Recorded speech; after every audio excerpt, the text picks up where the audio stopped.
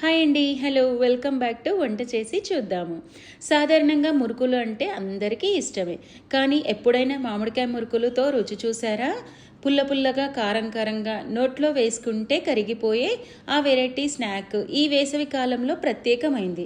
ఎందుకంటే పచ్చి మామిడికాయ తురుము, బియ్యపిండి, మరికొన్ని మసాలాలతో చేసే ఈ మురుకులు సాయంత్రం టీ టైంలోకి సూపర్గా ఉంటాయి. ఒక్కసారి తిన్నారంటే ఈ మామిడికాయ ఫ్లేవర్ని అస్సలు వదలరు. పిల్లల నుండి పెద్దవాళ్ళ వరకు అందరూ ఇష్టపడతారు. మరి ఎందుకు ఆలస్యము? ఈ సీజన్లో ఈ వెరైటీ మామిడికాయ మురుకులు మీరు కూడా రుచి చూడండి. ఇప్పుడు మామిడికాయ మురుకులు ఎలా తయారు చేసుకోవాలో చూద్దాము.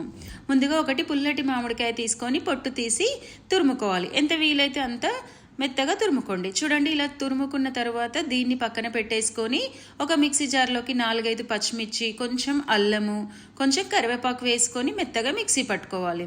ఇలా మెత్తగా మిక్సీ పట్టుకున్న తర్వాత దీన్ని పక్కన పెట్టేసుకొని స్టవ్ మీద ఒక ప్యాన్ పెట్టేసి 1 టేబుల్ స్పూన్ ఆయిల్ వేసి 1 టేబుల్ స్పూన్ జీలకర్ర, ఆవాలు వేసుకోవాలి. ముందుగానే మిక్సీ పట్టుకున్న పేస్ట్ని వేసేసుకొని ఒకటి క్యారెట్ తురుముని వేసుకోవాలి.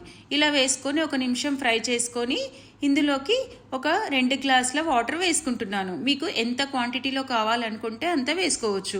టేస్ట్కి సరిపడా ఉప్పు, నువ్వులు, మామిడికాయ తురుముని కూడా ఇందులోకి వేసేసుకోవాలి.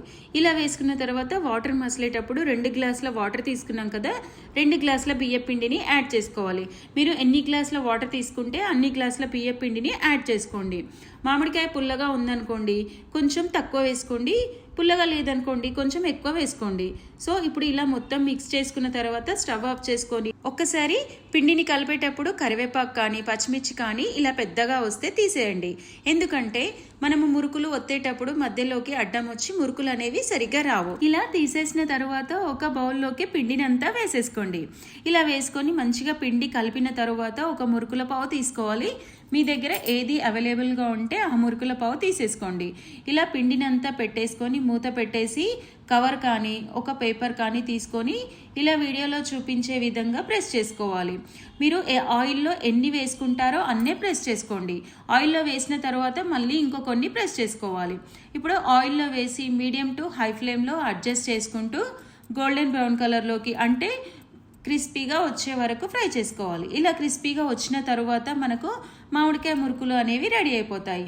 ఇలా ట్రై చేయండి, చాలా బాగుంటాయి. మనకు వేసవి కాలంలో మామిడికాయలు దొరుకుతాయి కదా, ఇలా మామిడికాయ మురుకులు చేసుకోండి. క్రిస్పీగా నోట్లో వేసుకుంటే కరిగిపోయే విధంగా ఉంటాయి. ఇలా ట్రై చేయండి, చాలా బాగుంటాయి.